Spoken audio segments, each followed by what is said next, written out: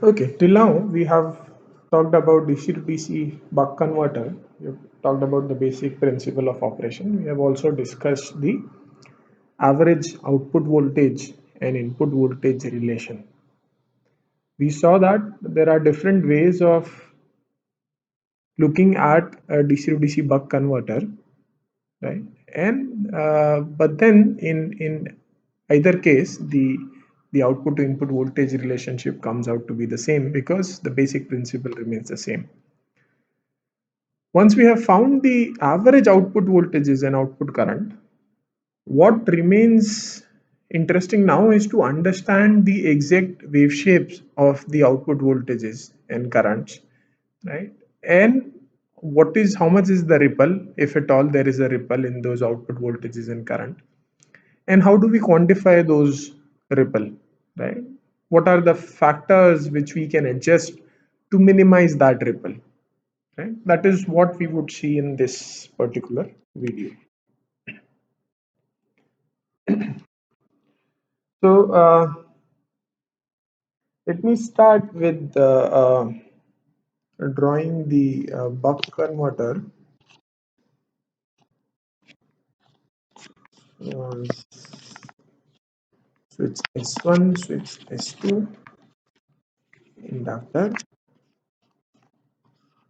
capacitor, and a load resistance.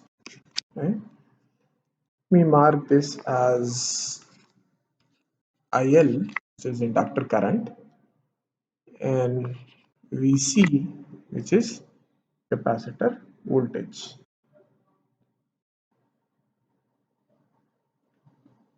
And Vin is the input voltage, right? Now when S1 is on and S2 is off, the equivalent circuit would look something like this. You would have Vn. Now S1 is on, inductor, and an output voltage, which let's say for the time being I represented by a voltage symbol, voltage output voltage symbol VO. Right? What is VO? VO represents the capacitor and the resistance connected in parallel. When can you represent the output? When can you represent voltage across capacitor as a voltage source? If the ripple is small, right? So therefore, we would use this terminology quite frequent now, which is small ripple approximation, right? Which essentially means that your C is large enough, right? Your output voltage, there is a ripple, it's not ripple free, but the ripple is very small. So this is the circuit when the switch is on and S1 is on. When S1 is off and S2 is on, in that case the circuit looks something like this,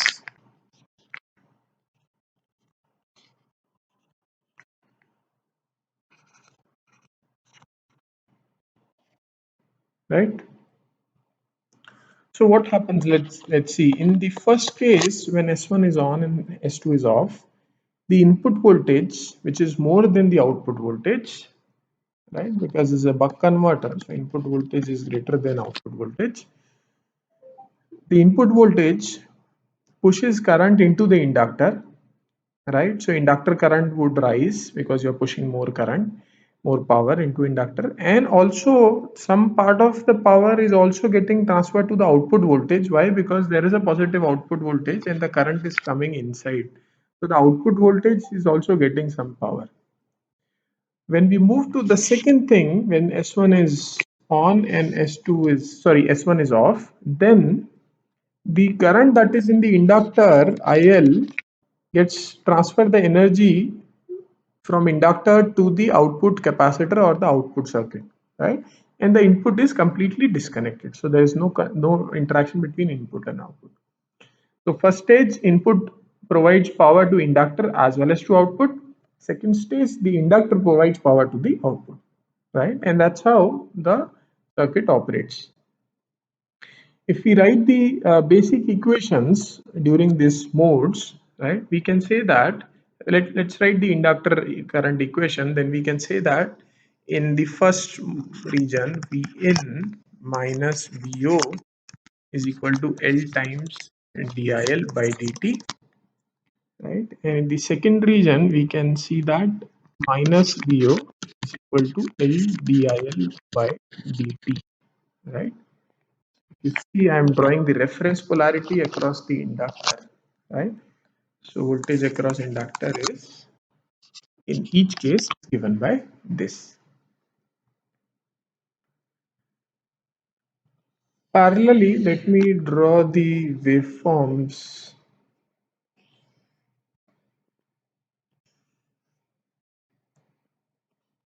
Let me start with drawing the gate signal, right, or the modulating signal for switch S1. So let me just write S1 here.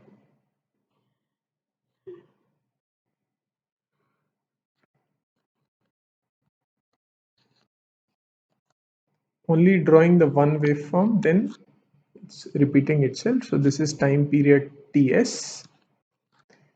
S1 is on for duration d times Ts, right? And it is on for duration 1 minus d times Ts, right?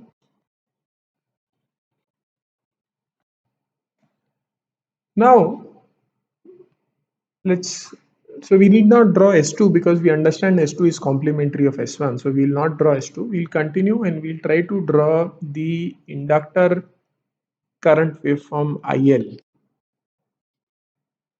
How does the inductor current waveform look like? Let's say start with from some initial value, right, which is IL at t equal to 0, right? Now remember we are drawing the steady state waveforms. That means that the circuit would have started long back and it has already reached steady state. So this is when we say t equal to 0, it's not actually t equal to 0, it is starting off that particular cycle, but that cycle is after a lot of other cycles, and therefore circuit is already operating at steady state. It's not starting from current 0. So from here, in the first period, which is 0 to dts, we see that this equation would be valid. Equation, let me call it as 1a, right? The other equation is 1b. So equation 1a is valid from 0 to dts. You can see that Vin is greater than V naught. Therefore, di by dt is positive. Therefore, slope is positive, right? Moreover, if we assume that Vo is constant, which is the small ripple approximation, then we can see that di by dt is also constant and it is a positive value. Therefore, we can show inductor current rising like this. Let me redraw it, right? Which is positive, and the slope is given by dIL by dt during this period is given by Vn minus du by L. This is the slope. Now when the switch S1 turns off, from there onwards the equation 1b is applicable, and which gives us dIL by dt equal to minus du by L. So slope has become negative, right? And again, assuming small ripple approximation, the slope is constant. Therefore, the current falls linearly and comes back to. If you see from this equation, I have drawn such that the current value IL at t equal to 0 is equal to IL at t equal to Ts, which, if you remember, is the condition for steady state operation, right? Therefore, we are drawing waveform for steady state operation.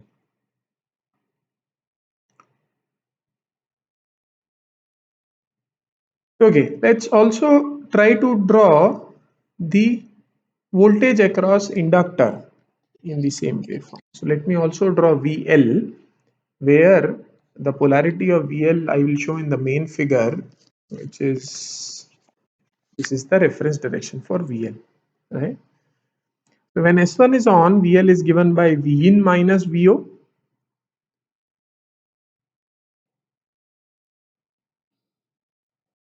We'll draw it this, which is V in minus VO. And when S1 is off, VL is given by minus VO.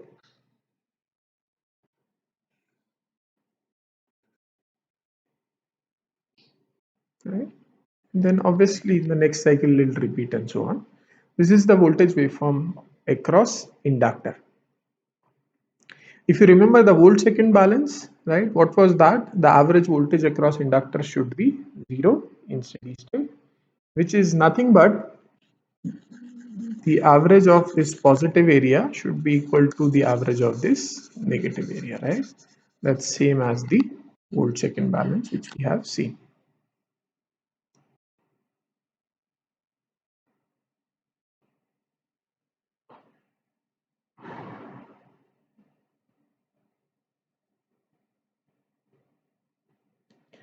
In the same figure, let's also draw some additional current waveforms. Let's say we draw current IS1 and we also draw current IS2. Let me show the reference direction of these current IS1 and IS2 in our original buck converter figure.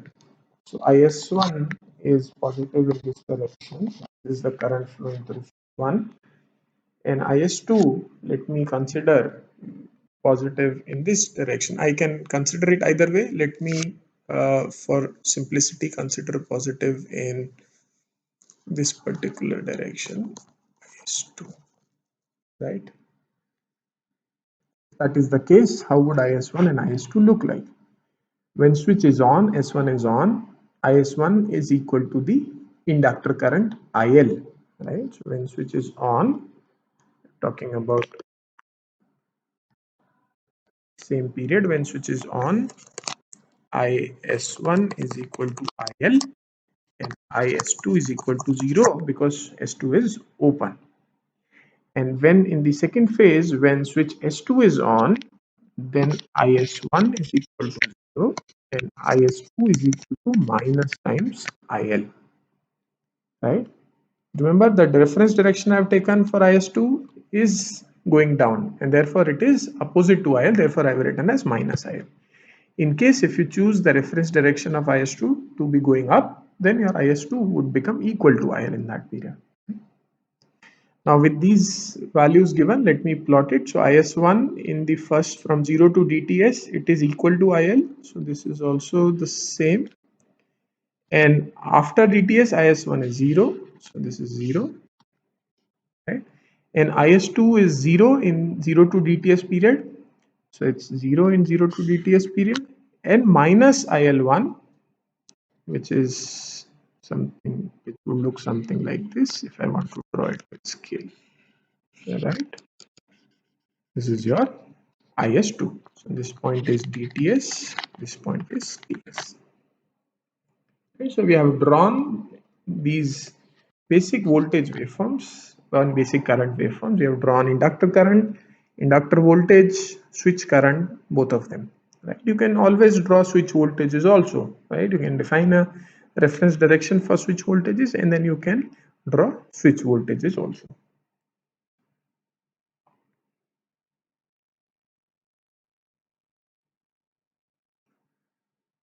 Now let's try to find or quantify the inductor current ripple, right? What is the inductor current ripple?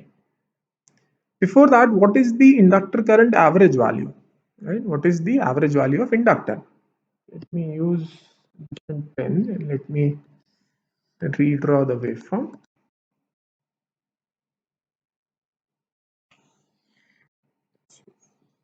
We have switch S1 on. then it is off, right? DTS, TS on, off, inductor current,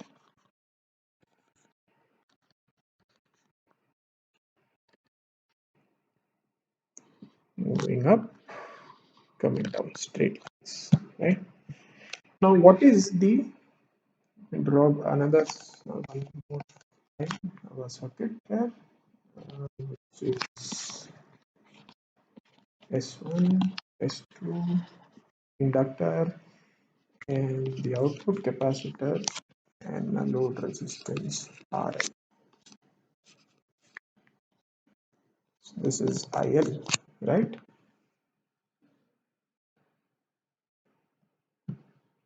Okay, now what is the average value of inductor current? Average over a switching period PS. What is the average value of inductor current, which we can also write it as capital IL, right? Small IL is the instantaneous value, capital IL is the average value. So what is the average value of inductor current? If you see in this circuit and focus only on the output part, there is an inductor, there is a capacitor, and there is a resistance. So this current is load current. This is inductor current, right? And this is capacitor here. So if circuit is operating in steady state, we have seen that the average current going into the capacitor would be equal to 0, right? The ampere second balance, if you remember, if you recall, and this is the ampere second balance, which we have talked in one of the previous videos. And therefore, since the average current going in the capacitor is equal to 0, the average current, so we can write that IL is equal to IC plus load. If I take average of this equation, then average of IL is equal to average of IC plus average of I load. Now average of IC is 0, and therefore the average inductor current is equal to the average load current, right? And how much is the average load current? It is equal to the average output voltage upon the load resistance R or RL, right? So the average inductor current is equal to the average load current in case of a buck converter. Let me show the in the waveform how the average inductor current looks like, right? Further, if you are assuming that output voltage ripple is small, then you can think of load current to be almost constant, and therefore this expression is also equal to small I load. So load current is almost constant, is not varying, because the output voltage ripple is small and current output load current is equal to output voltage upon resistance. So if the ripple in voltage is small, ripple in load current is also going to be small.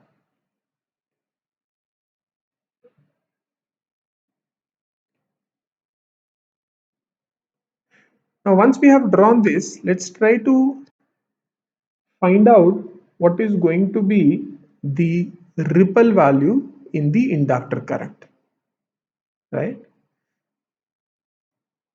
What is going to be, in this case, if you see in this figure, what is going to be delta I peak to peak value of inductor current. Let's start writing from t equal to 0. So IL at 0. Sorry, let me borrow equation 1a here from the top, which is Vn minus Vo equal to L DIL by dt, right? This is going from 0 to dts. This equation is valid from 0 to dts. If I take the integral on the other side, dt on the other side, I can write Vn minus Vo dt equal to L times DIL integral. Now I can integrate from time going from 0 to dts, right? And on the right hand side, the current at 0 and the current at dts. IL at 0, IL at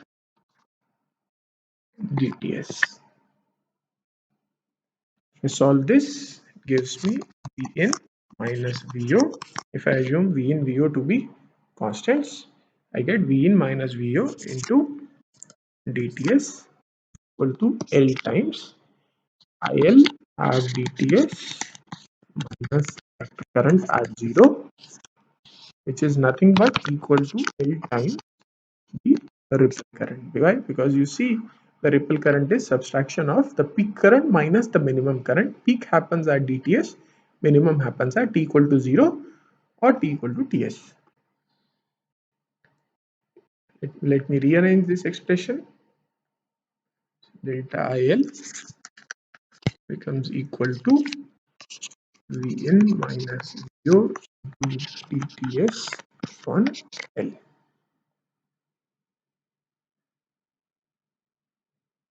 Right, you can rewrite it in multiple ways. So for example, you can rewrite this as, you can substitute VO is equal to D times V in if it is a CCM, if it's a continuous conduction mode. All our discussion in this video is going to be about continuous conduction mode or CCM. Therefore, you can substitute VO in terms of V in, there, which would be V in minus D times V in into D into Ts upon L. This gives us IL is equal to 1 minus D times D Ts upon L. This gives you the ripple current in a DC to DC buck converter.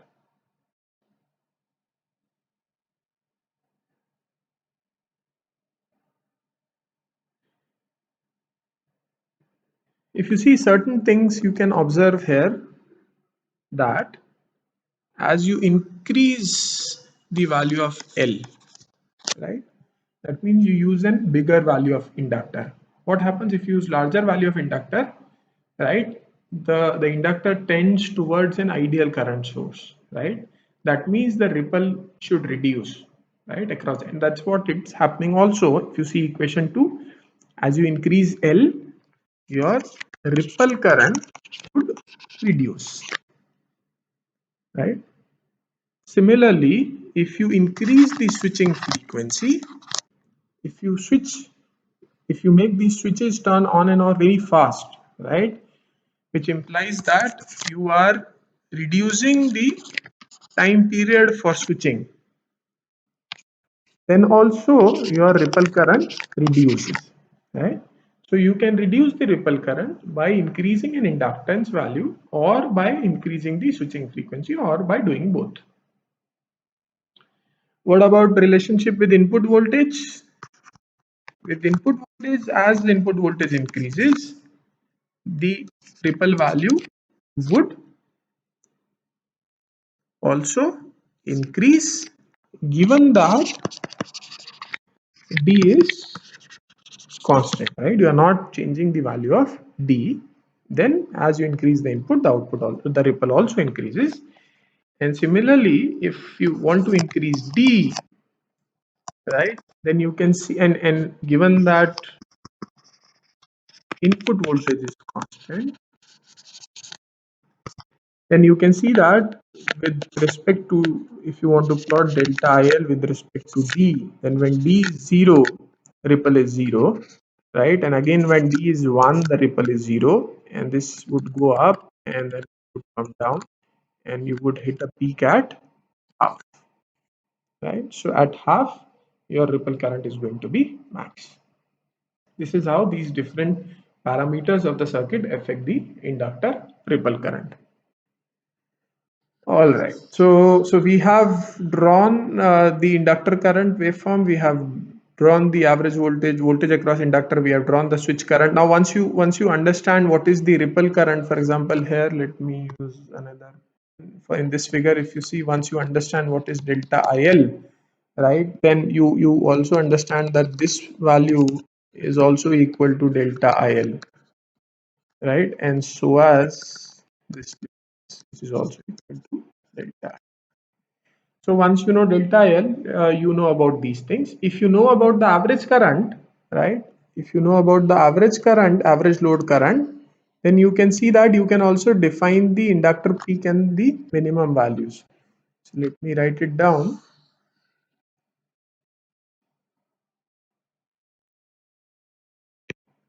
the IL peak value, which actually happens at T equal to dTs, is equal to average inductor current, which is shown by capital IL, plus ripple value by 2, right? Where this is also equal to the average load current. And similarly, IL minimum value is IL at T equal to 0 is equal to capital IL minus delta IL by 2. And the ripple is IL peak or IL max by IL minus IL min, right? That is the ripple value. Okay, we have defined everything in context to the current. Now let us have a look at the voltage waveform. Let me redraw the circuit here. I have an input voltage V in, switch network S1, S2, inductor L, capacitor C, and resistance L. Right here, let me draw the switch signal S1 on off.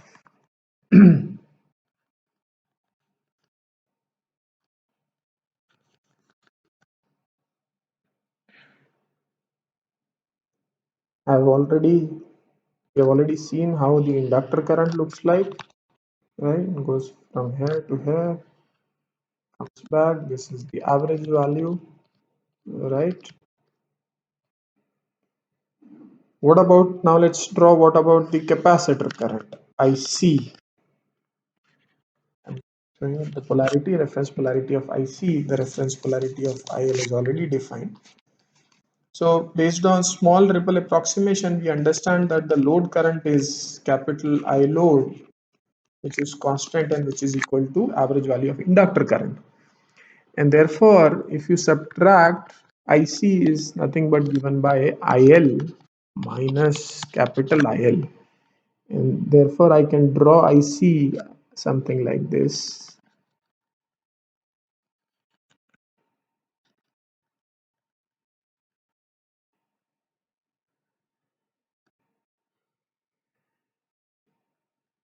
Right? So it starts from a negative value. Why? Because at t equal to 0, your capital IL value is greater than small il. So it starts from negative value, goes to a positive value, touches peak at dTs time, and then again it starts reducing, comes back to the same negative value. Let me mark these point. Now, what is this point in terms of time? If you see, this is a straight line, right? It's a straight line. Inductor current going from 0 to dTs is a straight line, right? So the average would be the midpoint of that in terms of y-axis. So even on the x-axis, this point corresponds to the mid of 0 and dTs. So that means this point is dTs by 2. Similarly, this next point is the midpoint between Ts and dTs. So this is Ts into 1 plus d by 2. This is the midpoint, right? So I've defined these 2 points. I've defined the capacitor current waveform. We understand that this value would be equal to delta IL by 2, right? And similarly, the negative value would be also equal to delta IL by 2. Now, we have got capacitor current. Can we say something about the capacitor voltage waveform? Let's try to draw capacitor voltage waveform VC. Let me also write an equation for that. So IC is equal to C dVC by dt, right? IC we have already plotted, right? Now we need to understand the slope of dVC by dt. So from time between 0 to dTs by 2, right? You see IC is negative, implies the slope is also negative, and therefore the capacitor voltage is falling.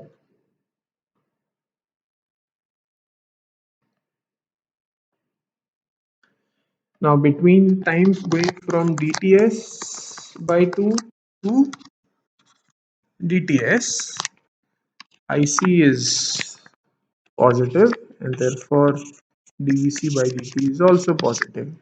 So current it is rising. And similarly it will rise even after that in the third period also, and then it would fall again in the last period and it will come back to the same value Vc. This is how the capacitor voltage waveform would look like. Now, obviously, I have not drawn it to scale, so you can see that the capacitor voltage seems to have a very large voltage ripple. In real life, the ripple is going to be small, but I have just drawn it a little bit bigger so that we can understand the actual waveform of this Vc. But as we understand, the ripple is going to be small as compared to the average value. Let's try to find out. Let's try to find out what is the ripple in capacitor voltage Vc. Sorry, delta Vc, right? Which is the difference between the peak value and the minimum value. What can we do? We can use the basic equation of the capacitor, right? We can integrate it. We can say integral of IC dt is equal to C dVc by d. Sorry, we have taken dt here, right?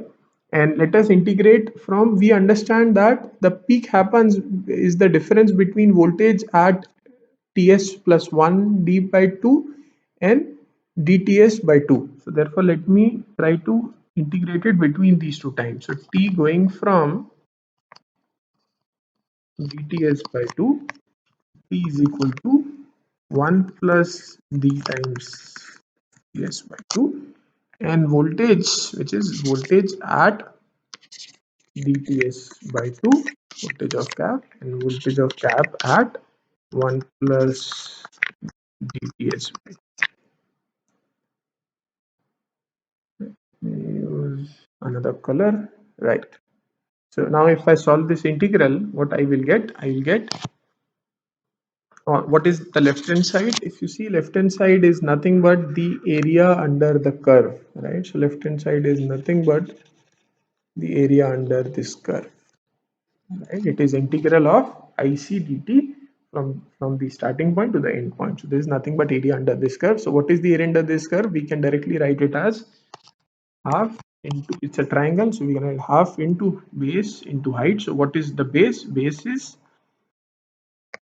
1 plus d times ts by 2 minus d times ts by 2. This is base into height. How much is height? Height is delta L by 2, right?